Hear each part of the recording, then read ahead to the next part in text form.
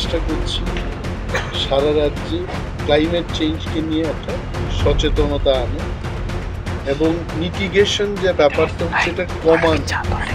কীভাবে এই যে ক্লাইমেট চেঞ্জটা হচ্ছে এটা গাছ বা ব্যাম্বো এই সমস্ত প্রজাতি যখন থাকবে না পৃথিবীতে তখনই কিন্তু এটা ক্লাইমেট চেঞ্জ হচ্ছে।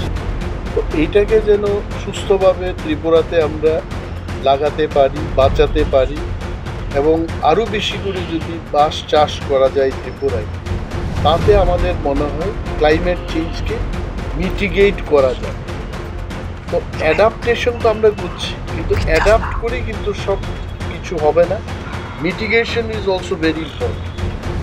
তো আজকে আমরা আমাদের ডিপার্টমেন্টের পক্ষ থেকে এবং ন্যাশনাল ব্যাম্বু মিশন থেকে যারা এখানে আছেন, অভিনব কান্ত আছেন এখানে, department of science and technology সচিব শ্রী ডক্টর শশী কুমার আছেন, আমরা এই মেসেজটাই দিতে চাই যে কলেজের ছাত্রছাত্রী বা কৃষকরা বিভিন্ন পর্যায়ে আমরা দিচ্ছি।